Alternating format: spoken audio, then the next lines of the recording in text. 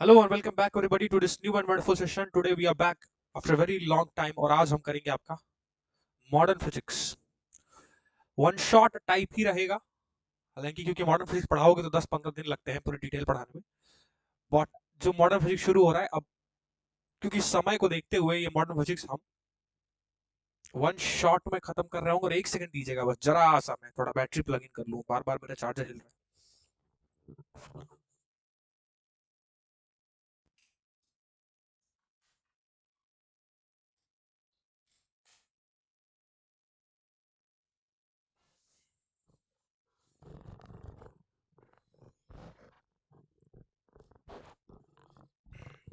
चलिए, तो भैया सबसे पहले तो इंट्रोडक्शन ले लीजिए कि क्या क्या होगा मॉडर्न फिजिक्स में। वन शॉट का मतलब ये नहीं कि कंप्लीट नहीं होगा, बिल्कुल नहीं, ऐसा बिल्कुल नहीं है।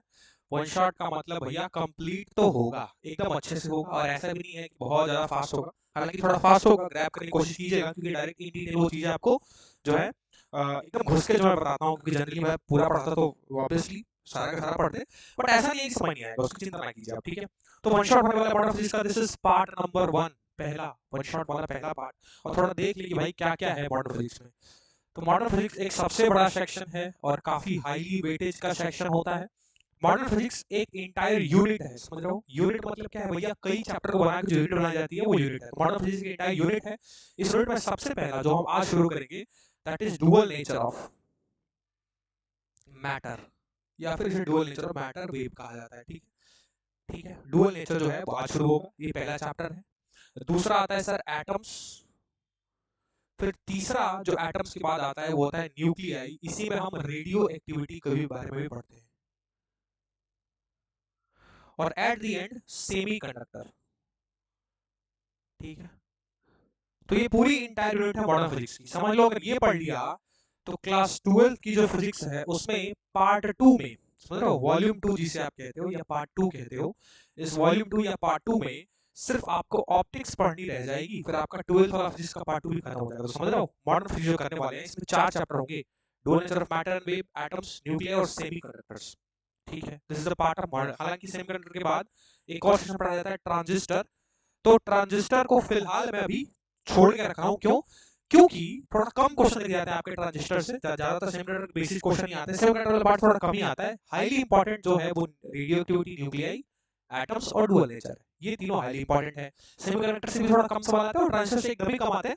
तो ट्रांजिस्टर समय बचेगा तो करेंगे, अदरवाइज ट्रांजिस्टर को हटा देंगे, सेमीकंडक्टर जरूर करेंगे, ठीक है। तो this is gonna be our plan, this is part number 1।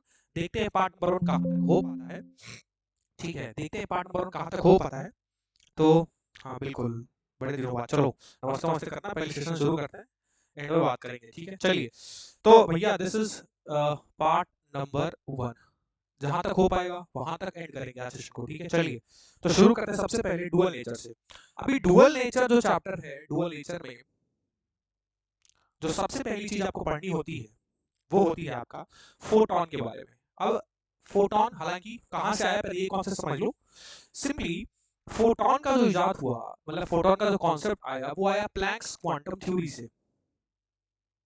जो बच्चे मेरे से एटॉमिक क्षेत्र पढ़ चुके हैं वो ये चीज बहुत अच्छे से जानते हैं। प्लैंक्स क्वांटम थ्योरी से आया, इसको आप ऐसे भी लिख लो, सी के हटाई दो, प्लैंक्स क्वांटम थ्योरी से आया। प्लैंक्स क्वांटम थ्योरी शॉर्ट में समझते हैं क्या कहते हैं भैया। प्लैंक्स क्वांटम थ्योरी के हिसाब से ये थ्योरी कहती है कि भैया कोई भी एनर्जी, और मेजरली एनर्जी जब हम करेंगे तो इस चैप्टर में लाइट एनर्जी के बारे में बात करेंगे। तो कोई भी एनर्जी, कोई भी light energy simply continuous nature नहीं होता है उसका, कंटिन्यूअस नहीं होती है, वो डिस्क्रीट एनर्जी के पैकेट्स में होती हैं। डिस्क्रीट एनर्जी पैकेट्स के फॉर्म में होती है, और अगर ट्रैवल करेगी तो वो एनर्जी कंटिन्यूअस फॉर्म में ट्रैवल नहीं करेगी, पैकेट्स के फॉर्म में ट्रैवल करेगी। For example sir, for example जैसे आपका सन है, सन से लाइट आती है, बिल्कुल आती है सर। तो हमें लगता है कि सर सन से जो लाइट आ रही है डायरेक्टली वो रेस के फॉर्म में हमारे अर्थ पे आ रही है सीधा, ये आपका अर्थ है, पर ऐसा कुछ भी है ही नहीं। क्यों? प्लैंक्स भाई साहब कहते हैं कि भैया सन से जो लाइट एनर्जी आ रही है वो एनर्जी छोटे छोटे स्मॉल स्मॉल कंटिन्यूअस पैकेट्स में आ रही है, बट ये मिलियंस ऑफ पैकेट्स हैं, इतने छोटे छोटे पैकेट्स हैं कि पैकेट के फॉर्म में ट्रैवल कर रही है और आपको लग रहा है कि कंटिन्यूअस एनर्जी आपके पास आ रही है, बट ऐसा गलत है। प्लैंक्स के हिसाब से एनर्जी जो होगी अगर एनर्जी ट्रैवल करेगी एक जगह से दूसरी जगह तो वो कंटिन्यूअस ना होके डिस्क्रीट एनर्जी के छोटे पैकेट्स में ट्रैवल करेगी। मतलब सन से सर जो लाइट आ रही है वो पैकेट फॉर्म में आ रही है, हमें दिख नहीं रहा है, लेकिन हमारे आसपास जब हम सन की लाइट लेते हैं, धूप हमें देखते हैं तो हमें धूप तो कंटिन्यूअस नजर आती है सर, पर ऐसा बिल्कुल नहीं है। वो जो धूप आ रही है, वो लाइट एनर्जी आ रही है, that is in the form of packet. इस एक स्मॉल पैकेट को सर फोटोन बोला गया। मतलब फोटोन इज सिंपली, क्या आज से कोई पूछे कि व्हाट इज फोटोन तो क्या बोलोगे भैया? Photon is simply the smallest particle of light. Oh, the smallest particle, इसी पार्टिकल को कह दो भैया एक single packet of light energy को हम क्या कहते हैं? एक single packet of light energy को हम कहते हैं द स्मॉलेस्ट पार्टिकल या फिर packet of energy is called photon. ठीक है भैया, ठीक है। तो फोटोन समझ गए भैया क्या है? सिंपल चीज। प्लैंक्स क्वांटम थ्योरी क्या कहती है? एनर्जी अगर एक जगह से दूसरी जगह जाएगी तो वो कंटिन्यूअस ना होके डिस्क्रीट छोटे एनर्जी के पैकेट में जाएगी। मतलब हर एक पैकेट के पास एक फिक्स एनर्जी है, और एक सिंगल पैकेट को मैं उठा लूं तो इस एक सिंगल पैकेट को हम फोटोन कहते हैं। तो भाई ये सेशन यही शुरू होता है, कैसे? फोटोन से। चलिए सबसे पहली बात करेंगे सर कि वो जो एनर्जी है फोटोन की, energy of a single packet. मान लो कोई हमसे पूछे ये बताओ एक पैकेट की एनर्जी है कितनी? ठीक है, तुम्हारी बात हम समझ गए। तुमने बोला, प्लैंक्स क्वांटम ने बोला, प्लैंक्स ने बोला, क्या बोला? भाई एनर्जी कंटिन्यूअस नहीं है, ट्रैवल करे लाइट एनर्जी तो कंटिन्यूअस नहीं है, स्मॉल पैकेट में है। अगर मान लो कोई हमसे पूछ दे कि बताओ उस एक पैकेट की एनर्जी कितनी है, तो हम कैसे निकालेंगे sir? That is the topic of energy of a single photon. Sir क्या कोई तरीका है? सर क्या कोई मैथ का फॉर्मूला है? क्या कोई ऐसा रिजल्ट है जिसको यूज करके हम एक सिंगल फोटोन की एनर्जी निकाल सकते हैं? भैया एक सिंगल फोटोन की एनर्जी निकाल सकते हैं, एक सिंगल पैकेट की एनर्जी को पता कर सकते हैं। क्या ऐसा कोई रिजल्ट है, क्या ऐसा कोई फॉर्मूला है? बिल्कुल है बच्चा। उसे क्या कहते हैं भैया? Simply energy of a single photon. वो कितनी होती है सर? सर एनर्जी जो होती है वो होती है h इंटू सी अपॉन लेमडा। अरे बाबा, अच्छा यहाँ ये मत समझो, इसको ऐसे समझो। क्या है भैया एनर्जी ऑफ सिंगल फोटोन? क्या कहता है भैया? कहता है कि जो एनर्जी है एक सिंगल फोटोन की, एक पैकेट की एनर्जी, वो डायरेक्टली प्रोपोर्शनल होगी फ्रीक्वेंसी के। अच्छा सर फ्रीक्वेंसी क्या है? याद रख लो साइड में थोड़ा सा। सर फ्रीक्वेंसी क्या होती है? सर फ्रीक्वेंसी होती है number of oscillation in a single time period. अभी कुछ नहीं तो अभी समझ लो, फ्रीक्वेंसी होती है sir 1 upon time period. Time period जैसे फॉर एग्जांपल आपने वेव वगैरह पढ़ रखा होगा कभी भी अपने लाइफ में, तो आपने देखा होगा कि सर वेव जो है सिंपली ऐसे होती है ना? तो सिंपली हम क्या कहते हैं भैया, यहां से यहां तक को वन साइकिल कहते हैं। तो इस एक साइकिल को पूरा करने में जितना समय लगता है उसे कैपिटल टी टाइम पीरियड कहते हैं। और जब आप कैपिटल टी का इन्वर्स कर दोगे तो नंबर ऑफ साइकिल्स पर सेकेंड वो फ्रीक्वेंसी हो जाती है। ये फ्रीक्वेंसी है एक वेव के हिसाब से। अच्छा हालांकि और डिफरेंट फॉर्मूले, बट फ्रीक्वेंसी होती है 1 अपॉन टाइम पीरियड। इसी फ्रीक्वेंसी को हम सर सी अपॉन लेमडा भी लिखते हैं। एक और फॉर्मूला है सर, इसी फ्रीक्वेंसी को सी अपॉन लेमडा, जहां लेमडा क्या है सर? वेवलेंथ। छोटी सी बात है भाई, सब जानते होंगे एक वेव के लेंथ को वेवलेंथ कहते हैं। ठीक है सर, यानी फ्रीक्वेंसी जो होती है वो सी अपॉन लेमडा या फिर 1 अपॉन टाइम पीरियड, दोनों फॉर्मूला फ्रीक्वेंसी का है। अब जो एनर्जी होती है सर वो डायरेक्टली प्रोपोर्शनल होती है उस फोटोन की फ्रीक्वेंसी के। अच्छा मतलब जो एनर्जी का पैकेट है सर उसके पास ऑब्वियसली कुछ ना कुछ फ्रीक्वेंसी भी रहेगी। तो यही कह रहा है कि एक सिंगल फोटोन की एनर्जी है that is directly proportional to the frequency of that photon. ठीक है, अच्छा फ्रीक्वेंसी को सर न्यू भी लिखते हैं, पता है ना बच्चा? फ्रीक्वेंसी को ऐसे न्यू, छोटा v बनाइए और v को ऊपर से थोड़ा टेढ़ा कर दीजिए, इसे न्यू पढ़ते हैं। This is also called frequency. तो आप इसी चीज को energy directly proportional to nu भी लिख सकते हो। ठीक है, तो कहीं न्यू लिखूं या कहीं f लिखूं तो कंफ्यूजन होगा। f मतलब फ्रीक्वेंसी, न्यू मतलब भी फ्रीक्वेंसी। ठीक है, अब सर प्रोपोर्शनलिटी के साइन को हटाइए तो एच न्यू या फिर E equals to H F, दोनों फॉर्मूला सही है भाई। इधर हमने न्यू का फॉर्मूला लिख दिया, इधर हमने एफ का फॉर्मूला लिख दिया। अब सर ये आपने प्रोपोर्शनलिटी के साइन को हटाया तो इक्वल टू के बगल में कांस्टेंट आया। सर इस कांस्टेंट एच को कहते हैं प्लैंक्स कांस्टेंट। मतलब ये प्लैंक्स भाई साहब का दिया हुआ कांस्टेंट है। अच्छा तो सर इसकी कुछ वैल्यू होगी? बिल्कुल होगी बच्चा। कितनी होती है भाई प्लैंक्स कांस्टेंट की वैल्यू? चलो भैया देखते हैं। एटॉमिक स्ट्रक्चर पढ़ा है सबने? बताओ प्लैंक्स क्वांटम की वैल्यू बताइए जल्दी से। What is the value of Planck's quantum? What is the value of H? किसको याद है? किसको याद भाई? जल्दी से बताइए, किसको याद है? पता है एच की वैल्यू? याद है? नहीं याद है? चलो कोई बात नहीं, अब नोट कर लो भैया, एकदम चिपका लेना दिमाग में। सर ये जो एच है ये कांस्टेंट है, इस कांस्टेंट की वैल्यू होती है दैट इज 6.6 इंटू 10 की पावर माइनस 34। अच्छा sir, okay sir, okay okay. अच्छा यूनिट भी याद रख लो, कई बार यूनिट इंपॉर्टेंट होता है। सर यूनिट होती है metre square KG per second. तो ये h जो है that is a constant value. तो energy of a single photon कितनी होती है, मतलब एक सिंगल फोटोन या एक पैकेट की एनर्जी कितनी होगी सर, h इंटू न्यू के बराबर होगी। वाह वाह सर, मतलब पहला फॉर्मूला नोट डाउन कीजिए, E equals to H nu या फिर E equals to H F. F क्या है, फ्रीक्वेंसी। अच्छा सर, अभी आपने बताया कि फ्रीक्वेंसी को आप सी अपॉन लेमडा भी लिख सकते हो, तो क्या एक और फॉर्मूला तैयार हो जाएगा, एफ की जगह सी अपॉन लेमडा। अरे वाह वाह सर, तो E equals to H C by lambda, this is called energy of a single packet, energy of a single packet. और सिंगल पैकेट को ही क्या कहते हैं बच्चा, फोटोन कहते हैं। वाह वाह वाह वाह, क्या बात है, समझ आया सबको भाई। Energy of a photon E equals to H C upon lambda होता है। बोलो भाई जल्दी से, फास्ट चल रहा हूं बट ऐसा नहीं है कि समझ नहीं आएगा। समझ आया सबको, क्लियर है बच्चा पार्टी, क्लियर है? जल्दी से, एटॉमिक स्ट्रक्चर में ये चीज पढ़ चुके हो बट भाई वही चीज यहाँ पढ़नी है, थोड़ा थोड़ा और एक्स्ट्रा कुछ डाल के पढ़ेंगे। बोलो भाई, सभी लोग बताएंगे भाई, एवरीबॉडी एवरीबॉडी चैट सेक्शन में, क्लियर है? ठीक है, ठीक है, चलो चलो चलो, आ जाओ आ जाओ। अब देखो सर, ये तो एक सिंगल फोटोन की एनर्जी थी।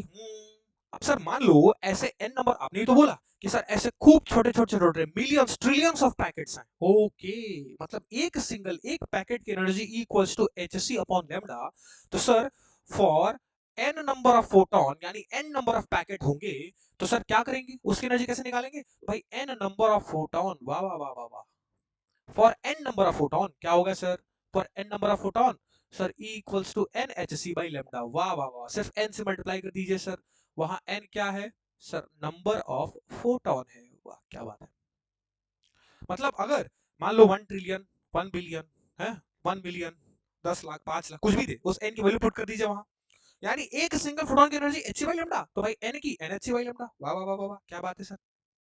चलो भैया, अब सर इसी में आगे आता है मोमेंटम ऑफ फोटोन। अरे वाह, momentum of photon.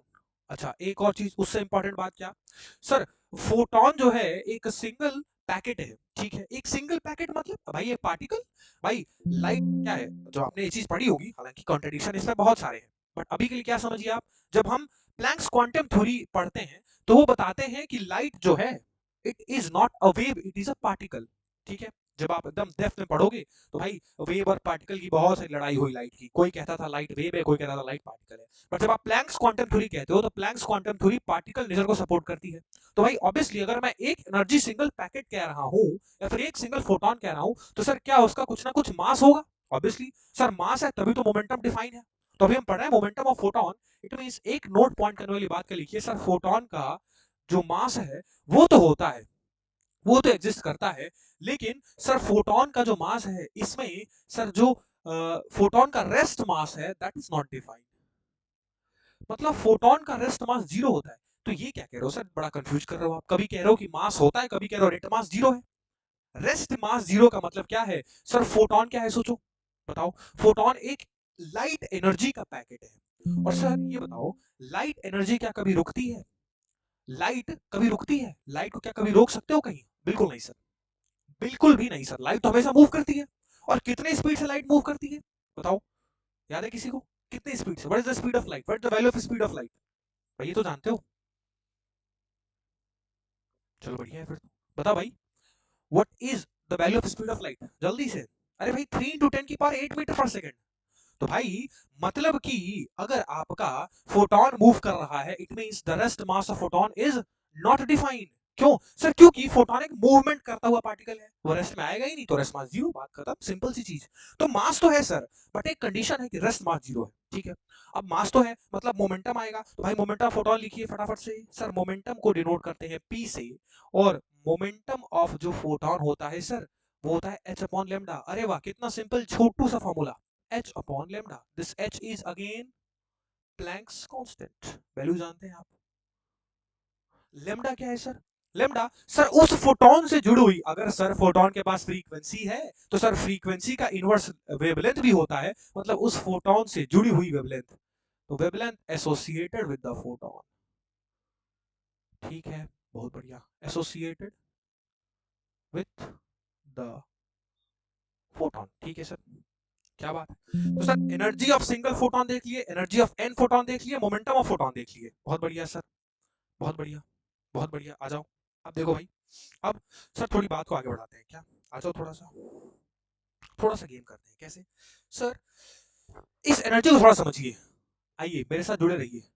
Sir energy of a photon आपने बताया कि वो आया था E equals to H C upon lambda. अब जरा सोच के देखो सर, अगर मैं H की वैल्यू को 6.6 इंटू 10 की पावर माइनस 34 रखूं, C की वैल्यू को 3 इंटू 10 की पावर 8 रखूं, सर H बड़ी वैल्यू, C कितनी बड़ी वैल्यू, सर बार बार इतना लंबा कैलकुलेशन करेंगे क्या? नहीं।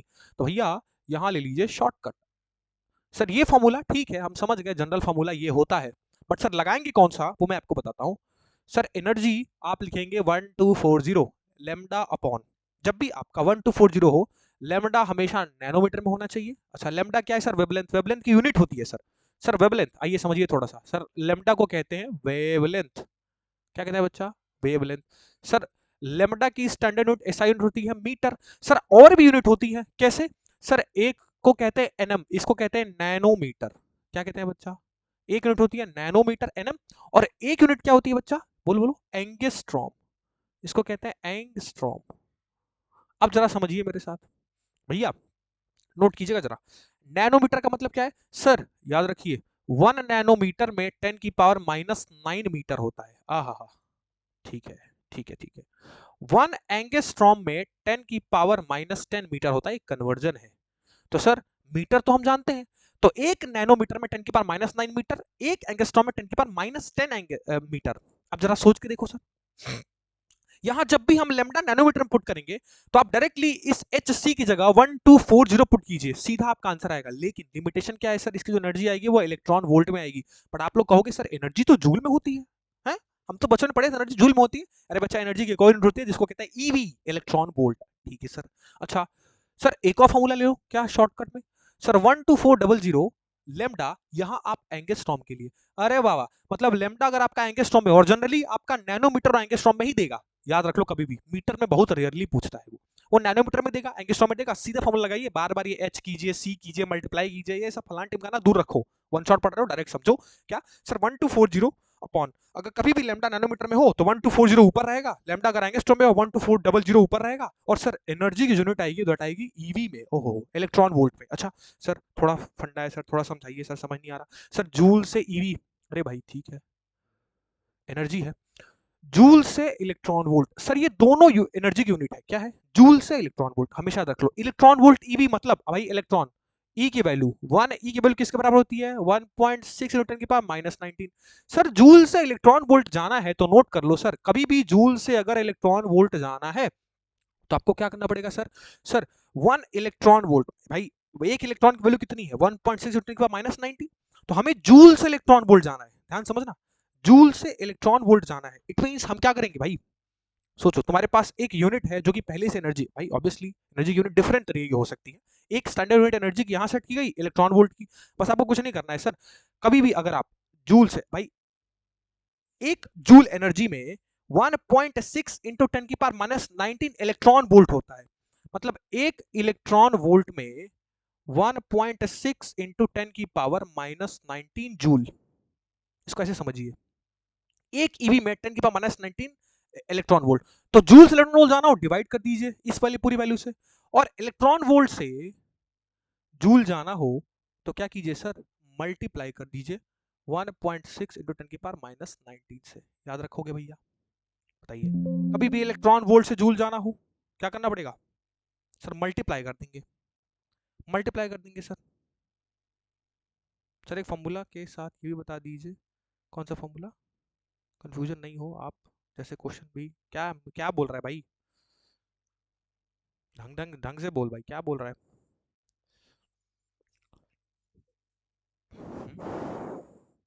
ठीक है, ये यूनिट का कन्वर्जन था। चलो अब देखो भाई, डायरेक्ट फॉर्मूला यूज कीजिएगा, गेम ओवर, गेम बता दीजिएगा डायरेक्ट फॉर्मूला यूज करके। ठीक है, एनर्जी आप निकालना सीख गए। चलो अब एक और इंपॉर्टेंट टॉपिक जो आपसे पूछता है जनरली, क्या पूछता है सर? नंबर ऑफ फोटॉन्स, बहुत पूछेगा, per second, number of photons per second.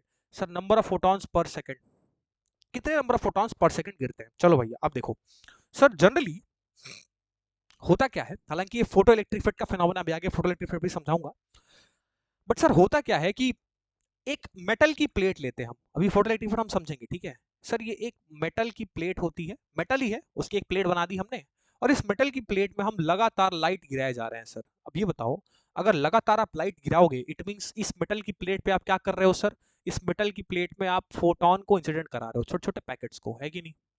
बिल्कुल भाई, अगर आप लगातार इस प्लेट पे लाइट गिरा रहे हो, इसका मतलब फोटोन भी तो लगातार आ रहे हैं, और हर फोटोन के पास अपने में कुछ ना कुछ एनर्जी है।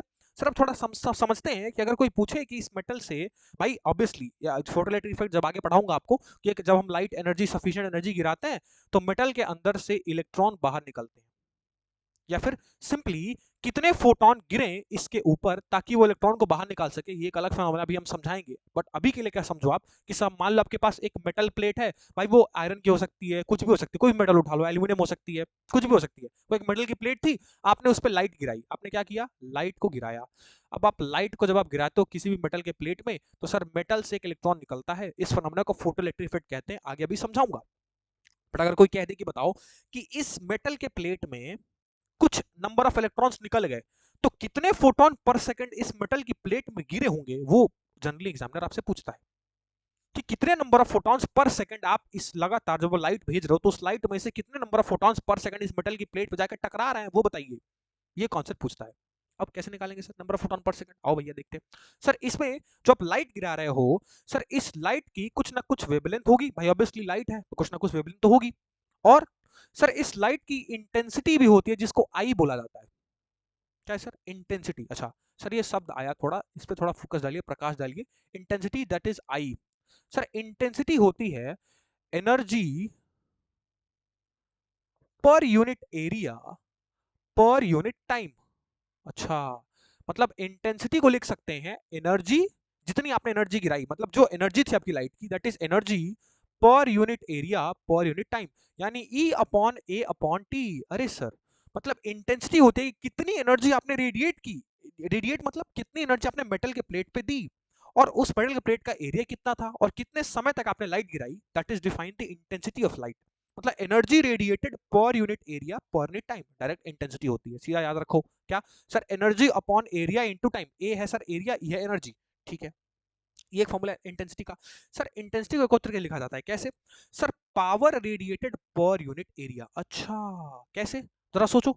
सर हमने पढ़ा है छोटे क्लास में, पावर क्या होता है? रेट ऑफ डूइंग वर्क, मतलब एनर्जी पर unit time is called power. तो सर ये एनर्जी अपॉन टाइम पावर बन जाएगा क्या? बिल्कुल सर। तो एक फॉर्मूला इंटेंसिटी का एनर्जी पर unit area per unit time, और एक इंटेंसिटी का एक और formula that is power radiated per unit area. ठीक है, तो सर यहां से अगर मुझे पावर निकालना तो भी निकाल सकता हूं। सर इंटेंसिटी इंटू एरिया, देख रहा हो तीन तीन फॉर्मूला, डायरेक्ट रिजल्ट याद रखिए। इंटेंसिटी पावर देके जरूर पूछ सकता है आपसे, ठीक है, इंटेंसिटी पावर देके जरूर पूछ सकता है। अच्छा, unit, what is the unit of intensity? Sir power upon area, sir what पर मीटर स्क्वायर हो जाएगा क्या? अरे सर बिल्कुल, this is the unit of intensity. तो एक नया कॉन्सेप्ट यहां से क्या सीखे सर, जो लाइट इंसिडेंट आप करा रहे हो, कई बार एग्जामिनर आपसे उस इंसिडेंट लाइट की इंटेंसिटी पूछ सकता है, वो होता है पावर अपॉन एरिया या फिर एनर्जी पर unit area per unit time. Simple है। अच्छा, अब जरा चेक करो सर, सर हमें चाहिए number of photons per second. तो सर एक तरीका और है नंबर ऑफ फोटॉन पर सेकंड निकालने का, क्या? सर हमने देखा था कि एनर्जी जो होती है that is an number of photons के लिए, अगर मैं कहूं एन नंबर ऑफ फोटॉन्स के लिए, भाई एन नंबर ऑफ फोटॉन्स के लिए अगर मैं कहूं तभी तो, क्योंकि नंबर ऑफ फोटॉन जब रहेगा तभी एग्जिस्ट करेगा, तो भाई एन नंबर ऑफ फोटॉन के लिए क्या होता है? N H C upon lambda energy होती है सर। बिल्कुल भाई, ऑब्वियसली एनर्जी होती है ये वाली चीज, ठीक है। अब सर जरा सोचो, हमें sir number of photons per second चाहिए, number of photons per second चाहिए, तो क्या कोई ऐसा तरीका है जो number of photons per second हमें दे पाए? बिल्कुल सर, एक काम करो, दोनों साइड आप क्या करो, दोनों दोनों सेम साइड, या फिर इसको ऐसे समझ लो कि सर जो पावर होता है वो एनर्जी अपॉन टाइम होता है। बिल्कुल, तो सर इस पावर को, जो एनर्जी का फॉर्मूला है, इस एनर्जी की जगह N H C upon lambda into T put कर सकता हूँ क्या? अरे बिल्कुल पुट कर सकता हूँ सर, क्या कर सकता हूँ पुट? बिल्कुल सर, लेमडा अपॉन टी कर सकता हूँ क्या? सर हमें चाहिए ये एन अपॉन टी, क्यों? Sir number of photons per second का मतलब क्या है? N by T. तो सर अगर मैं पावर को रखूं इधर, एन बाई टी को मैं अलग कर दूं, तो क्या मैं एच सी अपॉन लेमडा लिख सकता हूं क्या? बिल्कुल। अब जरा सोचो, सर हमें एन अपॉन टी चाहिए, लेमडा को उधर भेजो, sir power into lambda upon H C, sir ये हो जाएगा number of photons per second. ओ हो, मतलब number of photons per second वो कितना होता है? Power into wavelength upon HC. वाह वाह वाह वाह वाह, क्या बात है sir. Power into wavelength upon HC, क्या बात है सर। नोट कर सकते हैं भाई, डायरेक्टली नोट कर सकते हैं। अब अगर कहीं पावर दिया हो, आप सिंपली क्या कीजिए, लेमडा अपॉन एचसी पुट कीजिए, आंसर लाइए सर, आंसर लाइए सर। मतलब नंबर ऑफ फोटोन रेडिएटेड पर सेकंड अगर कोई आपसे पूछे तो आप सिंपली क्या यूज कर सकते हैं, power into lambda upon HC. Clear हुआ सबको? जल्दी से बताइए, यहां तक क्लियर है?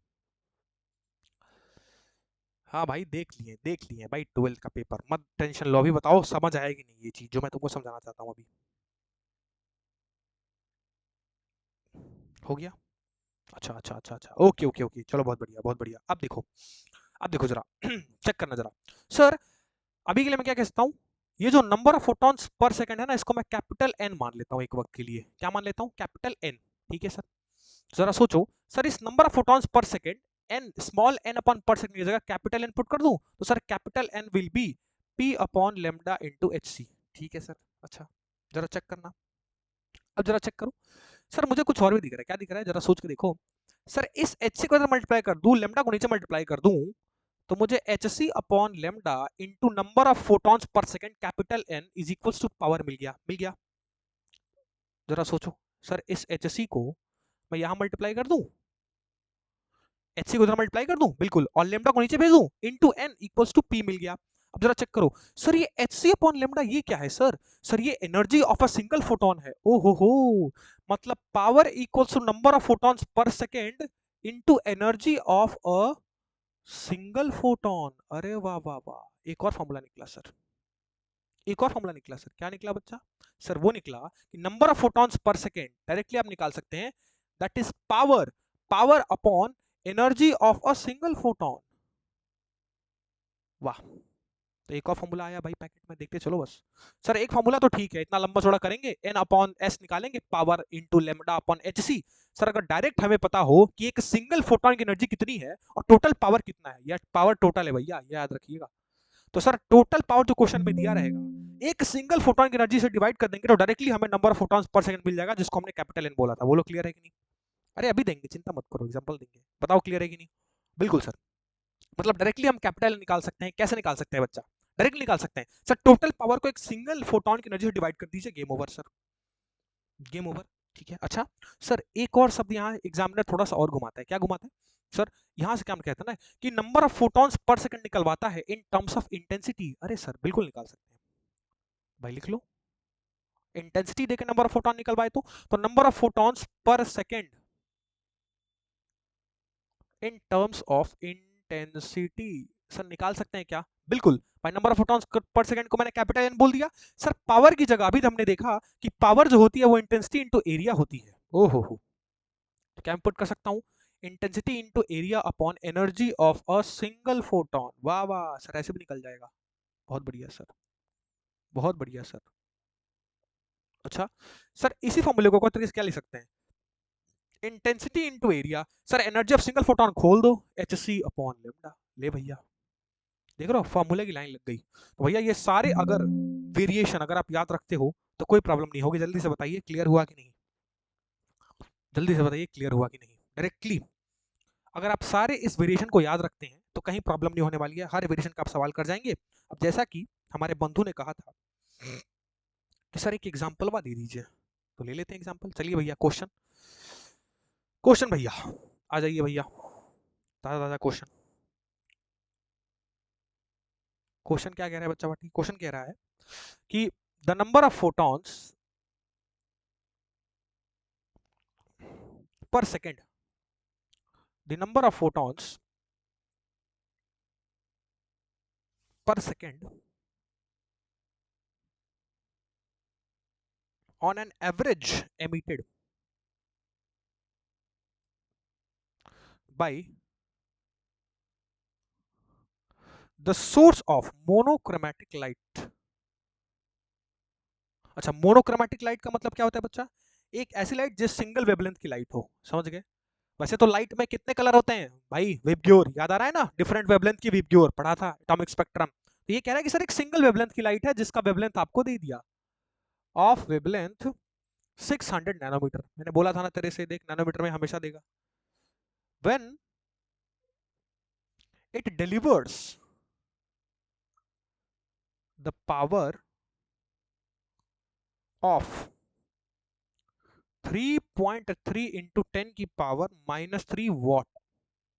3.3 इंटू 10 की power -3 what will be,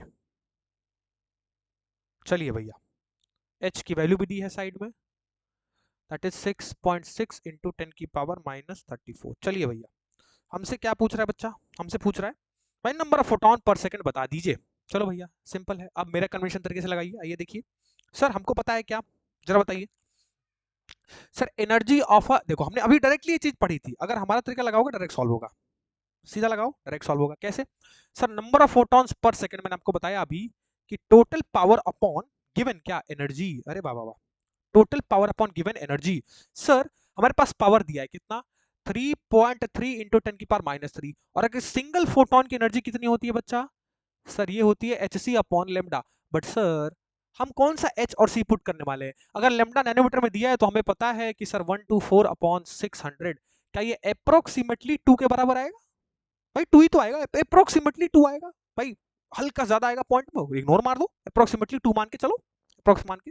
sir almost 2 electron volt आएगा। अब जरा सोच के देखो सर, पावर यहाँ हमने वॉट में पुट किया है, एनर्जी फॉर सिंगल फोटोन कितना है? 2 इलेक्ट्रॉन वोल्ट। तो सर यहाँ डायरेक्टली 2 पुट कर दे? नहीं भैया, 2 इलेक्ट्रॉन वोल्ट नहीं, इसे जूल में कन्वर्ट करनी पड़ेगी ना बच्ची, क्योंकि नंबर ऑफ फोटोन पर सेकंड, भाई यूनिट कटनी भी तो चाहिए भाई। पहले आप इसे जूल में कन्वर्ट कीजिए सर, यानी एनर्जी यहां जब रखेंगे तो याद रखिए हमेशा जूल में रखेंगे। तो सर 2 इलेक्ट्रॉन वोल्ट आया, क्या मैं 2 इंटू 10 की पावर 2 इलेक्ट्रॉन वोल्ट तो आ गया।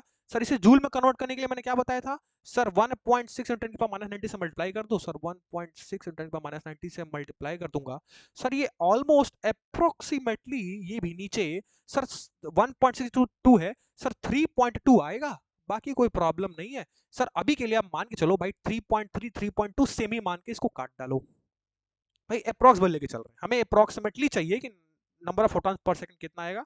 देखो कितना आसानी से ये सॉल्व हो गया सर। बस इसे आप क्या कीजिए, अरे भैया इसको हटाइए, बस आप इस नीचे वाली वैल्यू को जो 10 की पावर -19 है इसको भेजिए ऊपर, क्या 10 की पावर 16 फोटॉन सबका आ गया? 3 लाइन में आंसर आ गया। अब जरा सोच के देखो, अगर ये तुम्हें नहीं पता होता और तुम फिर ये लगाते कौन सा सर, पी लगाते, फिर लेमडा लगाते, फिर एच सी का प्रोडक्ट लगाते, कितना समय लगता? डायरेक्टली सॉल्व कीजिए भाई, 10 की पावर 6 ने अप्रॉक्स सबका आया, बहुत बढ़िया, खेल खत्म। क्लियर है कि कैसे यूज करना है फॉर्मूले को, कैसे यूज करना है फॉर्मूले को? बोलो भाई, क्लियर है? बहुत बढ़िया, सीधा लगाइए, गेम ओवर। चलिए चलिए चलिए चलिए भैया, कहानी को आगे बढ़ाया जाए, वन शॉट को और आगे बढ़ाया जाए, ठीक। चलिए बात करते हैं सर अब फोटो इलेक्ट्रिक इफेक्ट पे, the very most important topic, photo electric effect. आओ भैया सर, फोटो इलेक्ट्रिक इफेक्ट बड़ा सिंपल सी बात है सर, बड़ी कुछ नहीं, बड़ी छोटी सी बात है, लिखा दूंगा अभी फटाक से। सर ये फोटो इलेक्ट्रिक इफेक्ट को समझते हैं, लेकिन बड़ा इंपॉर्टेंट है, सवाल आता है इसमें डुअल नेचर में, डुअल नेचर में फोटो इलेक्ट्रिक इफेक्ट सवाल डेफिनेटली आएगा। ऊपर चला गया क्या ये? इसको थोड़ा ऐसे भेज दो ऊपर, चलो भैया आओ। ओहो ये रहा चलिए सर, फोटो इलेक्ट्रिक इफेक्ट क्या कहता है? बड़ा सिंपल है सर, ये भी पार्टिकल जिसको सपोर्ट करता है सर। फोटो इलेक्ट्रिक इफेक्ट बड़ा सिंपल सी बात कहता है कि आपके पास अगर एक मेटल की प्लेट पड़ी है, कैसी प्लेट? सर एक मेटल की प्लेट पड़ी है, और इस मेटल की प्लेट पे अगर आप लाइट को इंसिडेंट कराते हो, लाइट मतलब इलेक्ट्रोमैग्नेटिक रेडिएशंस, भाई light obviously it is a form of radiation, तो भाई रेडिएशन को या फिर लाइट को एक सुटेबल वेवलेंथ और एक फिक्स फ्रीक्वेंसी, समझिएगा बात को, समझिएगा लाइन को ध्यान दीजिएगा, मैंने क्या बोला कि इस मेटल के सरफेस पे, ये मेटल का सरफेस था, ये चुपचाप पड़ा हुआ था, पर हमारे इंसान को आदत है छेड़ने की, हमने क्या किया, एक फिक्स वेवलेंथ की लाइट हमने इस पे गिरा डाली। अब सोच के देखो, जैसे ही आप इस मेटल के सरफेस पे एक सूटेबल, नाम समझिएगा, सूटेबल सब जरूरी है, एक सूटेबल वेवलेंथ की लाइट को गिराते हैं, इंसिडेंट कराते हैं एक मेटल की सरफेस पे, तो सर उस मेटल की सरफेस पे, क्यों सर? ऑब्वियसली ये एक मेटल है, थोड़ा ध्यान से आइए, इधर आइए, साइड में आइए। सर मेटल क्या होता है? सर मेटल ऐसा क्या होता है? एक ऐसा मटेरियल है जिसके अंदर नंबर ऑफ फ्री इलेक्ट्रॉन्स एकदम तैर रहे होते हैं उसके सरफेस पे। भाई मेटल की खासियत यही तो है, metal is a good conductor of electricity, क्यों? Just because of free electrons, metal of good conductor of heat, क्यों सर? क्योंकि इलेक्ट्रॉन का वाइब्रेशन होता है, फ्री इलेक्ट्रॉन ज्यादा अवेलेबल है। तो भाई मेटल में खासियत क्या है सर? सरफेस पे खूब सारे फ्री इलेक्ट्रॉन ग्लू की तरह तैर रहे होते हैं। एकदम बढ़िया से। अब जैसे आपने सरफेस के ऊपर एक फिक्स वेवलेंथ की लाइट गिराई, एक सूटेबल वेवलेंथ और फिक्स एनर्जी, ध्यान समझिएगा, एक सूटेबल वेवलेंथ और एक फिक्स अमाउंट की एनर्जी को आपने गिराया भाई, ऑब्वियसली आपने लाइट गिराया, मतलब आपने क्या किया, फोटोन की बम्बार्डिंग करा दी भाई। लाइट गिराओगे मतलब साथ में फोटोन आएंगे, छोटे छोटे पैकेट्स ऑफ एनर्जी। भाई वो एनर्जी का पैकेट फोटोन लेके आया, वो सरफेस से टकराया, और सर जो सरफेस पे इलेक्ट्रॉन पड़े हुए थे ना, अब ये जो फोटोन की एनर्जी है इन इलेक्ट्रॉन में ट्रांसफर होनी शुरू हो गई। ओहो, मतलब आप सिंपली क्या कर रहे हो, समझ लो कि ये प्यासे हैं, एक प्यासा है और आप पानी लेके आ रहे हो उसके पास, तो वही प्यासा क्या करेगा, झट से उस पानी को पी लेगा क्योंकि बहुत तेज प्यासा है वो। तो इलेक्ट्रॉन समझ लो एनर्जी के भूखे, एनर्जी के प्यासे हैं, और आपने एनर्जी गिरा दी, आपने एक सुटेबल वेवलेंथ फिक्स एनर्जी का फोटोन गिरा दिया कि ले भैया धड़ल्ले से उस पर। अब इलेक्ट्रॉन तुरंत इस एनर्जी उठा उठा के फटाक से पॉप आउट हो जाएंगे। पॉप आउट हो जाने का मतलब क्या है कि इजेक्ट हो जाएंगे सरफेस से, यानी इस मेटल के सरफेस से इलेक्ट्रॉन का बाहर निकलना शुरू हो जाएगा। ये जो ग्लू की तरह चिपके थे मेटल के सरफेस पे, अब इसके पास इतनी सफिशिएंट एनर्जी आ गई कि वो उस सरफेस को छोड़ के बाहर निकलने लगे। And this whole phenomena is called photo electric effect. इसे एक एक्सपेरिमेंटल ट्यूब में किया गया था। मैं तुम्हें बता देता हूँ वो ट्यूब कैसा था। सर एक ग्लास ट्यूब ली गई थी, एक्सपेरिमेंट का सेटअप तुम्हें बता देता हूँ। एक ग्लास ट्यूब ऐसी ली गई थी, इस ग्लास ट्यूब में ऐसा छेद कर दिया गया था पाइप जैसा यहाँ से, और इस ग्लास ट्यूब को ऐसे फिक्स कर दिया गया था दोनों एंड से, जैसा कैथोड रे हमने पढ़ा था बिल्कुल वैसा ही। सर इसके साथ एक बढ़िया वाली मेटल की प्लेट ऐसे अटैच कर दी गई थी, ये आपकी मेटल की प्लेट है, ठीक है। और सर इधर भी एक सरफेस लगा दिया गया था और इलेक्ट्रोड लगाया गया था बेसिकली। और सर इसको सिंपली क्या किया गया था, एक बैटरी से कनेक्ट कर दिया गया था सर, बिल्कुल वही कैथोड रे वाला जैसा सेटअप। बस यहाँ अंतर क्या है सर, अंतर ये है कि सर इस जगह पे एक फिक्स मेटल की प्लेट थी। ये एक्सपेरिमेंट कैसे किया गया था वो समझा रहा हूँ। ये सेटअप, ये मेटल की प्लेट है, मेटल की सरफेस है। अब किया क्या गया सर, इसी होल में से लाइट को इस मेटल के सरफेस पे ऐसे गिरा दिया गया। अब ऑब्वियसली मैंने अभी बताया क्या कि सर जैसे ही एक फिक्स वेवलेंथ फिक्स एनर्जी की लाइट आप सरफेस पे गिराएंगे, सरफेस इलेक्ट्रॉन टपाक करके बाहर निकलेंगे। सर इस सरफेस इलेक्ट्रॉन ऐसे टपाक करके कूद गया, खूब सारे इलेक्ट्रॉन यहाँ कूद गए। ऑब्वियसली सर देखो यहाँ बैटरी लगी हुई है, यहाँ पॉजिटिव पोलरिटी या नेगेटिव पोलरिटी। अभी इलेक्ट्रॉन यहाँ से मूव करना शुरू हो गए और ये टूवर्ड किधर आ गए सर, इसे डिटेक्टर कैथोड बोला गया। कैथोड था एक मटेरियल था, ये भी इसे डिटेक्टर नाम दिया गया। तो एक साइड हमने मेटल की प्लेट लगाई, अगले साइड एक डिटेक्टर लगाया, जिससे डिटेक्ट करवाए कि हाँ भाई इलेक्ट्रॉन पहुंच रहा है कि नहीं, इसे डिटेक्टर बोला गया। ये पूरा एक्सपेरिमेंट का सेटअप था, इससे फोटोइलेक्ट्रिक इफेक्ट को समझाया गया था। इसी को मैं शॉर्ट में यहाँ समझा दिया हूँ। भाई एक मेटल का सरफेस है, आपने एनर्जी गिराई, ध्यान देखिएगा, एक फिक्स वेवलेंथ की एनर्जी होनी चाहिए, एक fix energy, fix amount of energy होनी चाहिए, एक सूटेबल वेवलेंथ होना चाहिए। और अगर आप लिखना चाहो तो लिख सकते हो सूटेबल फ्रीक्वेंसी भी लिख लीजिए आप। सर ये आप बार बार सूटेबल शब्द को क्यों दे रहे हो जोर, समझाता हूँ अभी। बट इस पूरे फिनोमेना जब आप कंबाइन पढ़ोगे जिसे कहते हैं फोटो इलेक्ट्रिक इफेक्ट। बताओ भाई सबको फोटो इलेक्ट्रिक समझ आया, बिल्कुल। सर फोटो इलेक्ट्रिक इफेक्ट क्या है आज से समझ गए सर, एक फिक्स एनर्जी अगर हम गिराएंगे किस पे, एक मेटल के सरफेस पे, तो उस मेटल के सरफेस इलेक्ट्रॉन टपक करके बाहर निकलेंगे और इलेक्ट्रॉन के पास एनर्जी आ जाएगी। This complete phenomena is called photo electric effect. बोल भाई जल्दी से। सर इलेक्ट्रॉन प्रोटॉन होते हैं ना सर, एनर्जी इलेक्ट्रॉन प्रोटॉन होते हैं ना। अरे भाई ये क्या बोल रहा है भाई, बोल भाई क्लियर है, जा भाई जा जा, यू ऑल कैन गो, सब चले जाओ, बस कोई एक बच्चा बैठेगा तो भी पढ़ाऊंगा। बोल भाई क्लियर है, अरे बोल भाई क्लियर है भाई सबको। What is photo electric effect, what is photo electric effect, बिल्कुल बिल्कुल क्लियर है सबको, समझ गए फोटो इलेक्ट्रिक इफेक्ट, बिल्कुल सर। तो लिख लिया जाए सर इसी को शब्दों में, शब्दों में लिख लिया जाए, बिल्कुल लिख लिया जाए। आओ देखो, अच्छा एक और चीज, और एक और चीज समझ लूँ। आओ थोड़ा इसको यहाँ समझो थोड़ा सा, उसके बाद लिखेंगे इसको। सर मेटल का सरफेस था, ठीक है सर। अब आपने लाइट गिराई, पर मैं शब्द बार बार बोल रहा था कि एक फिक्स एनर्जी होनी चाहिए, ऐसा क्यों सर। सर मेटल का सरफेस है ना, जरूरी नहीं कि हर बार इलेक्ट्रॉन बाहर निकलेंगे ही निकलेंगे। फिर आप कंफ्यूज होगी, कभी आप कह रहे हो कि इलेक्ट्रॉन निकलेंगे, कभी आप कह रहे हो नहीं निकलेंगे। सर बताओ किस केस में इलेक्ट्रॉन नहीं निकलेंगे और किस केस में इलेक्ट्रॉन निकलेंगे, भाई कौन सा केस है ऐसा जिसमें इलेक्ट्रॉन निकलेंगे। तो भाई ये मेटल था, आप समझिएगा मेरे साथ ध्यान से। ये जो मेटल था, और सर मेटल की अपनी कुछ प्रॉपर्टी होती है, एक ऐसी प्रॉपर्टी जो इस इलेक्ट्रॉन को अपने से बांध के रखता है। और वो प्रॉपर्टी ये कहती है कि मेटल पहले कहता है कि हमें कुछ अमाउंट की एनर्जी दो। एक थ्रेशोल्ड वैल्यू होती है, एक क्रिटिकल एनर्जी की वैल्यू होती है हर मेटल की। हर मेटल के पास एक फिक्स क्रिटिकल वैल्यू है, वो फिक्स क्रिटिकल वैल्यू ये कहती है कि भैया अगर इससे ज्यादा एनर्जी लाओगे तभी हम अपने इलेक्ट्रॉन को छोड़ेंगे, अदरवाइज इससे कम लाओगे तो नहीं छोड़ेंगे।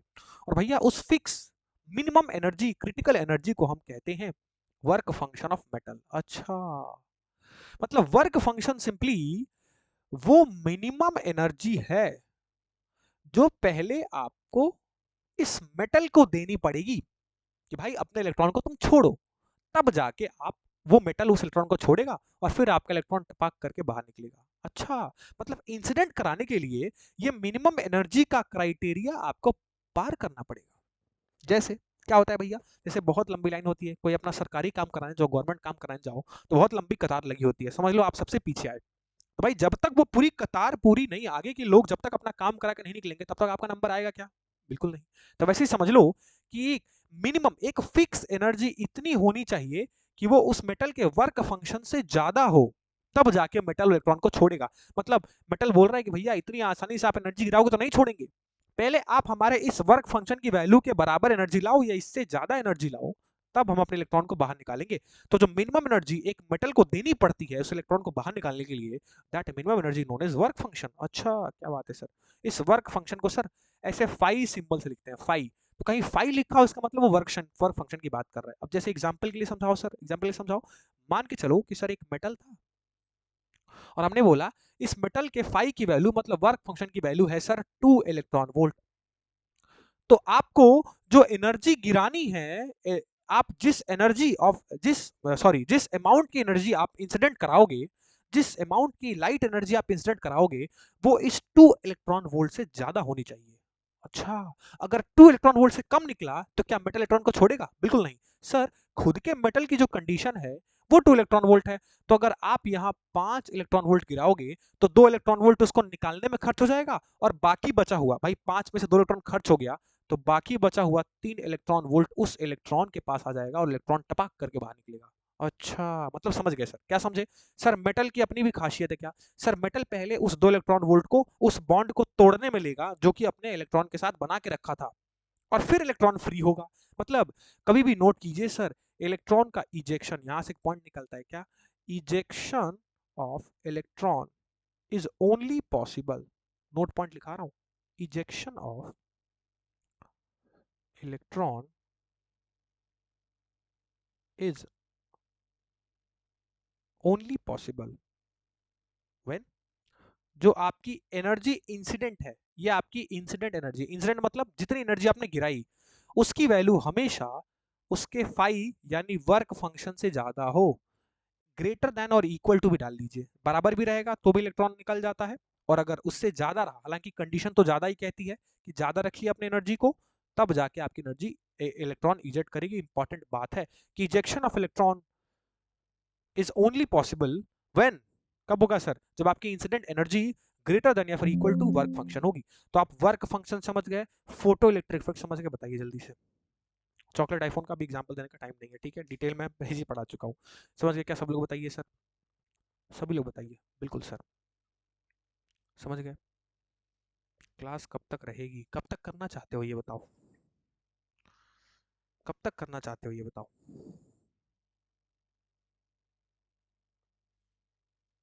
समझ गए भैया?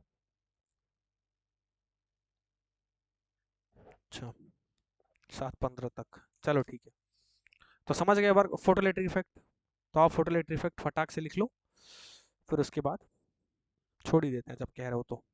चलो भैया, तो लिख लो भैया, व्हेन, आप समझ गए ना ये फिक्स एनर्जी क्यों लिखी गई है, हालांकि ये सुटेबल वेवलेंथ सुटेबल फ्रीक्वेंसी भी समझाऊंगा कल के लेक्चर में, बट अभी के लिए समझो कि ये फिक्स एनर्जी जो मैंने बोली है, क्या ये फिक्स एनर्जी समझ आ रही है? बिल्कुल सर, फिक्स एनर्जी मतलब सर एकदम मिनिमम, इतनी मिनिमम आपको देनी है, कितनी सर? उसके वर्क फंक्शन के बराबर, उससे कम दोगे तो नहीं निकलेगा सर, उतना आपको देना ही है। मतलब अगर 2 इलेक्ट्रॉन वोल्ट किसी मेटल का वर्क फंक्शन है तो आपको 2 इलेक्ट्रॉन वोल्ट से ज्यादा या उसके बराबर एनर्जी देनी पड़ेगी। आपने 5 इलेक्ट्रॉन दिया, 5 देखो यहाँ आपने 5 EV दिया, 5 इलेक्ट्रॉन वोल्ट दिया, तो आपके इलेक्ट्रॉन निकले, बिल्कुल निकले।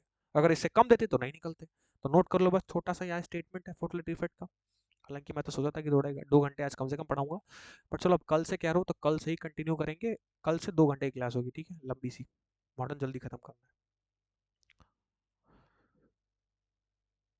When electromagnetic radiation. Electromagnetic radiation का मतलब क्या है बच्चा? Light energy. Light energy of suitable wavelength, suitable wavelength incident on a metallic surface, then